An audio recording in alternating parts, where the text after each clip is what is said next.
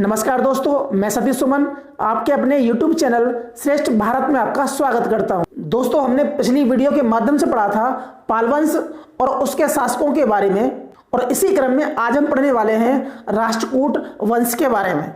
तो जिन्होंने अभी तक हमारे चैनल को सब्सक्राइब नहीं किया है तो प्लीज़ चैनल को सब्सक्राइब कर लें और बगल में जो बेल आइकन है उसे भी क्लिक कर दें ताकि हमारी हर वीडियो का नोटिफिकेशन आप तक पहुंचता रहे। तो आते हैं अपने टॉपिक पर। अशोक के अभिलेखों में रठियों का उल्लेख किया गया है और सातवाहन वंश के नागनिका के नानाघाट अभिलेखों में भी महारठियों का उल्लेख किया गया है। तो ऐसा माना जाता है कि राष्ट्रकूटों की उत्पत्ति इन्हीं रठियों से हुई है। तो इनका मूल स्थान था लातूर। तो मूल स्थान कहाँ है? तो मूल स्थान है इनका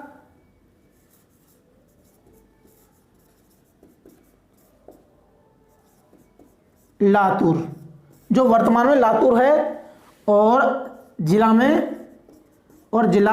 बीदर, जिन्होंने बाद में एलचपुर में अपना शासन स्थापित किया। बाद में कहां पहुंच गए? तो बाद में आ जाते हैं एलचपुर, ये है बरार में। दक्षिण के राजवंशों में प्रमुख राजवंश माना जाता है राष्ट्रकूट वंश। तो इस वंश के संस्थापक कौन है? तो इस वंश के संस्थापक हैं दंती दुर्ग। संस्थापक कौन है? दंती दुर्ग। और स्थापना की इसने 752 ईस्वी में।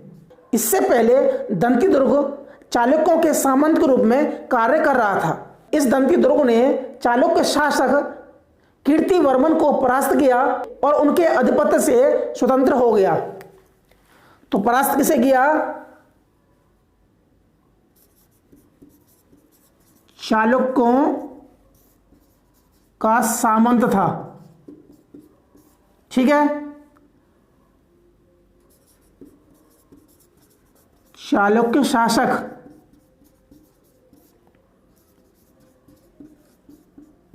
कीर्तिवर्मन सेकंड या कीर्तिवर्मन द्वितीय को परास्त कर स्वतंत्र सत्ता हासिल की। चालुक्य शासक कीर्तिवर्मन द्वितीय को युद्ध में परास्त करके स्वतंत्र शासन स्थापित किया दंती दुर्ग ने, और राष्ट्रकूट वंश की स्थापना की। और स्थापना होने के बाद इसने परमेश्वर,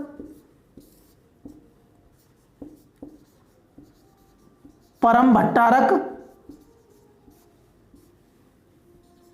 और महाराजा धीराज की उपाधि धारण की। इसके बाद दंती दुर्ग के चाचा उत्तराधिकारी कृष्ण प्रथम 756 में गद्दी पर बैठता है। तो इसके बाद कौन है? दूसरा शासक है कृष्ण प्रथम। कृष्ण प्रथम कौन है? दंती दुर्ग का चाचा है और उत्तराधिकारी के रूप में इसने काम किया। गद्दी पर बैठता है 756 में। कृष्ण प्रथम ने 760 में चालुक्यों के अस्तित्व को समाप्त किया। 760 में चालुक्यों के अस्तित्व समाप्त कर दिया, ठीक है। दूसरा, मैसूर के गंगाओं पर आक्रमण करके उनकी राजधानी मान्यपुर पर अधिकार कर लेता है कृष्ण प्रथम। तो मैसूर के गंगों की राजधानी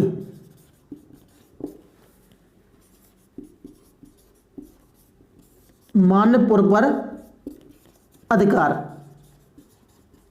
ठीक है। तो कृष्ण प्रथम गद्दी पे बैठता है 756 में। 760 में चालुक्यों के अस्तित्व को समाप्त किया, मैसूर के गंग वंश पर आक्रमण करके उनकी राजधानी मानिकपुर पर अधिकार कर लिया, और 712 में हैदराबाद पर आक्रमण किया और उस पर भी अपना अधिकार कर लिया।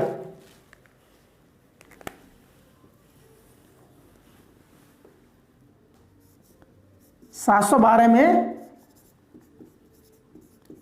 हैदराबाद पर अधिकार। ठीक है। राहप्पा नामक शासक को परास्त कर दक्षिणी कोंकण को भी अपने अधिकार में कर लिया। को परास्त कर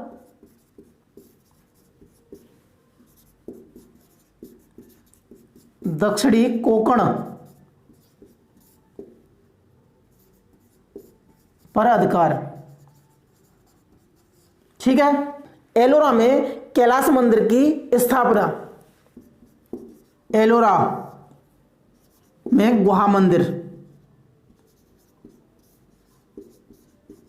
गुहा मंदिर जिसे कैलाशनाथ मंदिर भी कहा जाता है। यह ऐसा मंदिर है जिसे एक ही चट्टान को काटकर बनाया गया। इसके बाद इसका भाई गोविंद द्वितीय गद्दी में बैठता है, लेकिन वह कमजोर शासक सिद्ध हुआ और उसके बारे में कोई खास जानकारी हासिल नहीं होती। तो इसके बाद कौन है? उत्तराधिकारी।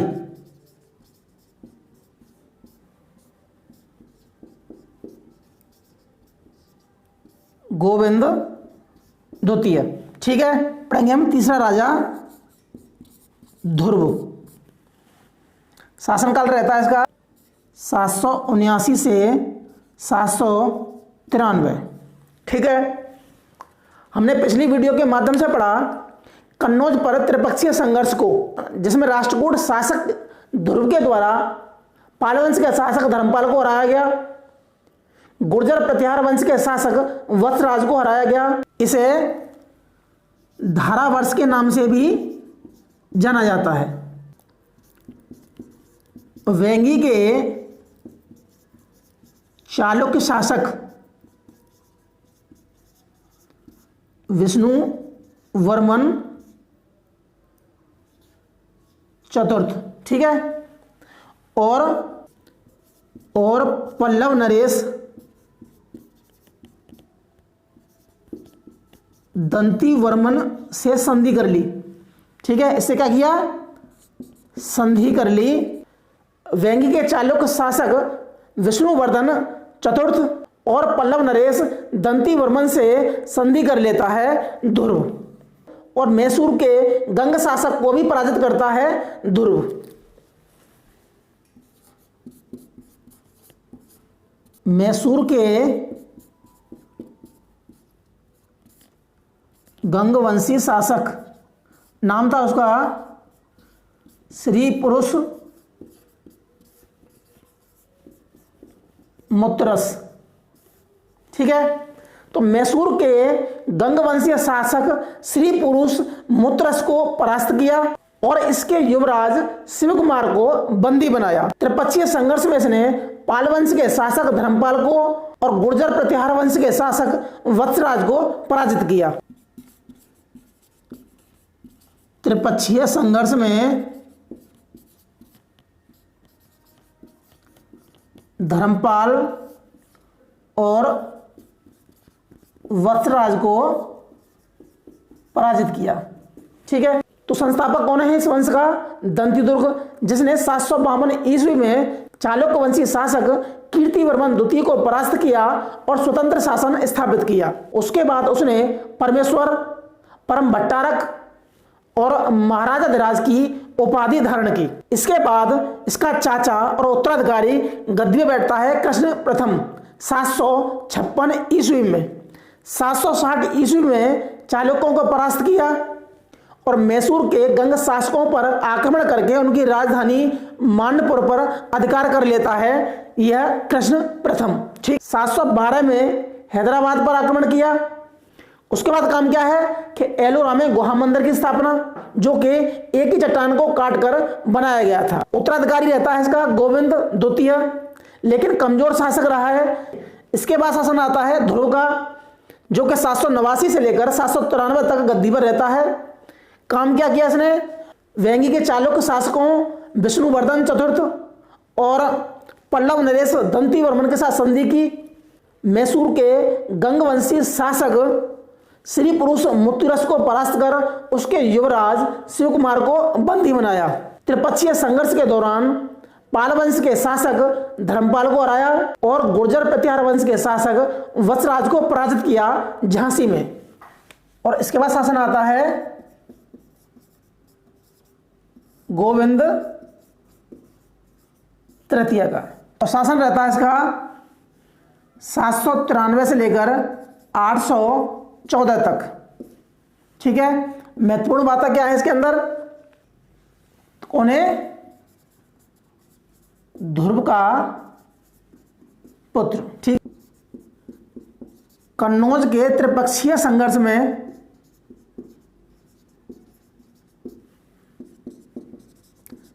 में चक्रा युद्ध, धर्मपाल और नागभट्ट द्वितीय को पराजित किया। जब कन्नौज के अस्तित्व को लेकर त्रिपक्षीय संघर्ष हुआ तो वो हुआ पाल शासक, राष्ट्रकूट शासक और गुर्जर प्रतिहार वंश के बीच में, जिसमें पाल वंश की ओर से धर्मपाल, गुर्जर प्रतिहार वंश की ओर से वत्सराज और राष्ट्रकूट की तरफ से शासक था ध्रुव। इसके बाद दूसरी पारी में गोविंद तृतीय राष्ट्रकूट की तरफ से, पाल वंश की तरफ से धर्मपाल और गुर्जर प्रतिहार वंश की ओर से नागभट्ट में त्रिपक्षीय संघर्ष हुआ, जिसमें इसमें भी गोविंद तृतीय अंतिम रूप से विजयी साबित हुआ। यानी चक्रा युद्ध को पराजित किया, धर्मपाल को पराजित किया और नागभट्ट द्वितीय को भी पराजित किया। जिस समय गोविंद तृतीय कन्नौज को लेकर त्रिपक्षीय संघर्ष में व्यस्त था, उस समय पल्लव वंशी शासक, गंग वंशीय शासक और पांड्य शासकों ने गोविंद तृतीय के विरोध में एक संघ की स्थापना की, लेकिन फिर भी गोविंद तृतीय ने 802 में इस संघ को नष्ट किया। पल्लव, पांड्य और गंग शासकों के संघ को 802 में नष्ट किया। ठीक है, अब इसका शासन था कन्नौज से लेकर कन्याकुमारी तक और बनारस से लेकर बड़ौस तक। इस वंश का सबसे प्रतापी राजा था गोविंद तृतीय और इसके समय में ही राष्ट्रकूट की जो शक्ति थी वो अपने पूरे चरम पे थी। और इसके बाद शासन आता है अमोघ वर्ष का। अमोघ वर्ष का कब रहता है? ये रहता है 814 से लेकर 878 तक।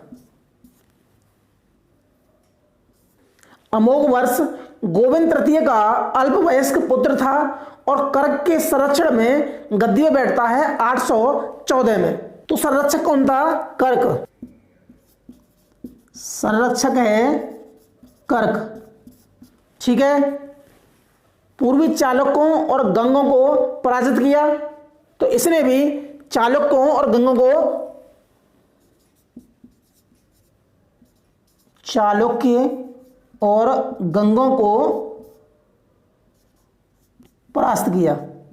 इसने विद्वानों को भी संरक्षण प्रदान किया, जिनमें थे एक जिनसेन, जिन्होंने आदि पुराण की रचना की। तो विद्वान कौन है? जिनसेन। रचना की इन्होंने आदि पुराण की। दूसरे विद्वान थे महावीराचार्य, जिसने, दूसरे विद्वान हैं महावीराचार्य, जिसने गणित सार संग्रह की रचना की। और एक थे सक्तायना, जिन्होंने अमोघ वृत्ति की रचना की। एक थे सक्तायना और रचना की अमोघ वृत्ति।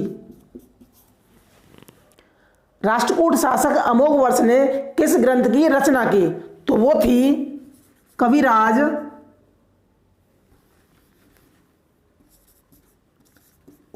अमोघ वर्ष की रचना,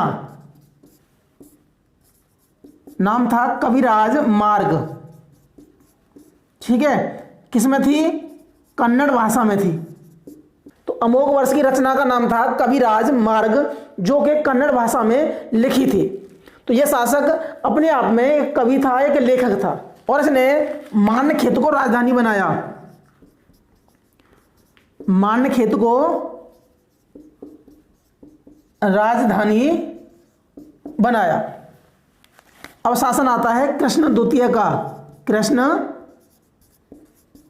द्वितीय का यह रहता है 878 से लेकर 914 तक।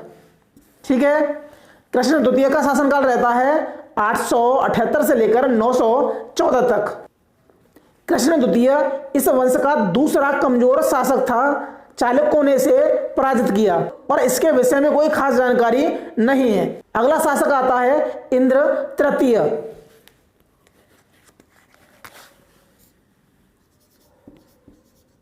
इंद्र तृतीय और शासनकाल रहता है इसका 914 से लेकर 927। ठीक है, यह भी महत्वपूर्ण शासक है। इंद्र तृतीय ने पालवंश के शासक देवपाल को पराजित किया और कन्नौज पर अधिकार कर लिया। देवपाल को परास्त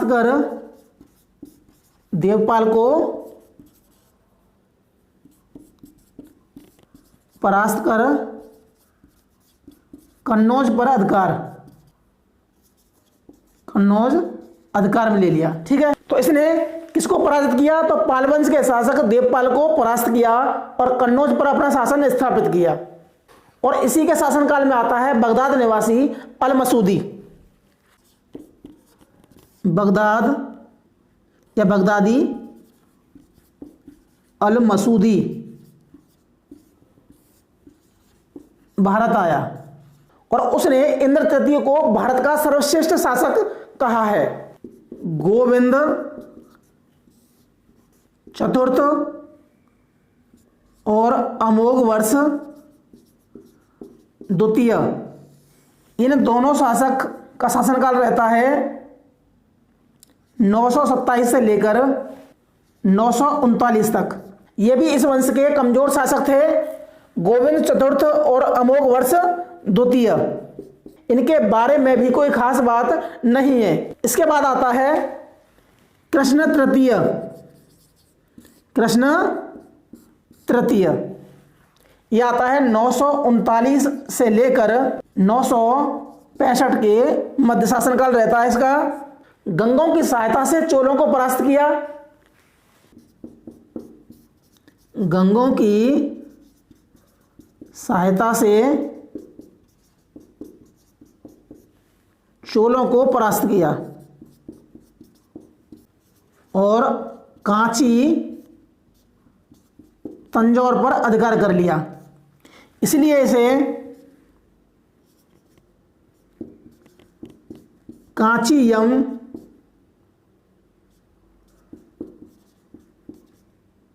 तंजौरयम कोंड कहा जाता है। इन्हें कांची और तंजौर का विजेता किसे कहा जाता है? कृष्ण तृतीय को कहा जाता है कांची और तंजौर का विजेता। और इसने अकाल वर्ष की उपाधि धारण की। अकाल वर्ष की उपाधि धारण की कृष्ण तृतीय ने। तो अकाल वर्ष की उपाधि धारण की किसने? कृष्ण तृतीय ने। और इसके बाद आता है अंतिम शासक खोटिक। अंतिम शासक कौन है? खोटिक। और ये रहता है 965 से लेकर 972। ठीक है, इसके शासनकाल में शेख परमार ने इन पर आक्रमण किया और मान्यखेत को पूरी तरह से नष्ट कर देता है शेख परमार। शेख परमार का आक्रमण।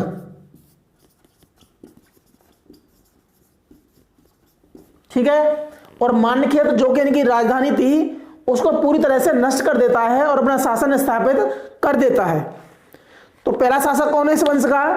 तो पहला शासक है दंतीदुर्ग। तो दोस्तों आज पढ़ा हमने राष्ट्रकूट वंश के बारे में, उनके शासकों के बारे में और उनके द्वारा किए गए कार्यों के बारे में। तो आज के लिए सिर्फ इतना ही, मिलते हैं हम अगली वीडियो में, तब तक के लिए नमस्कार।